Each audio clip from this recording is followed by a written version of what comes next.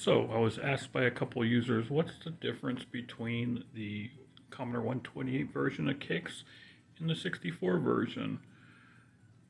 Well, what a better way to find out than look at side by side the 128 version and the C64 version. I did a video last night about the 128 version, and you'll see a card on the screen right about now. I think the best way would be to start off showing some loading and gameplay of the 64 version and then discuss my findings. Take a look at this 64 gameplay and I'll be back with you shortly.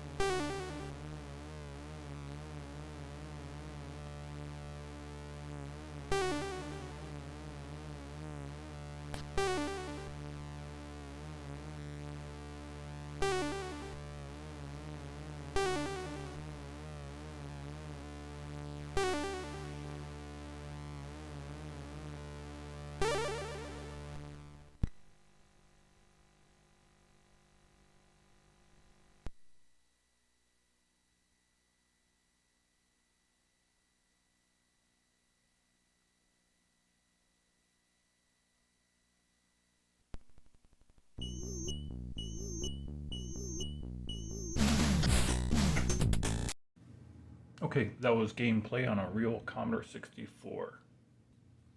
Here we have the original box, and as you can see, it says enhance gameplay for Commodore 128. Is there actually enhanced gameplay, and is there differences between the versions?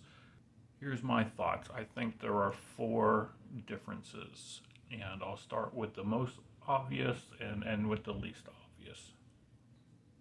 Number 1, I think the most obvious is that it actually does run in 128 mode.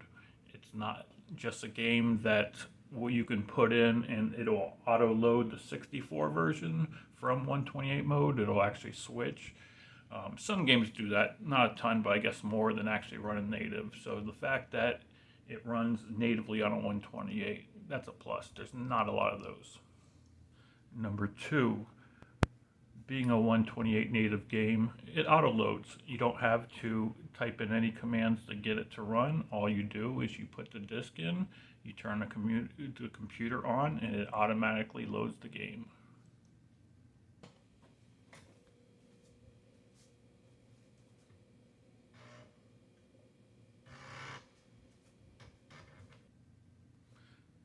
Number 3, actually having a 128 and a 64 side by side and going back and forth and playing a couple of times, able to notice this one.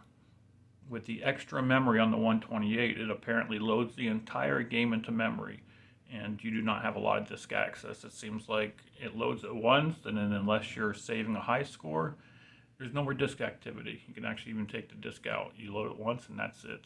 Whereas on a 64, even in a tracked mode, it'll be constantly accessing the disk.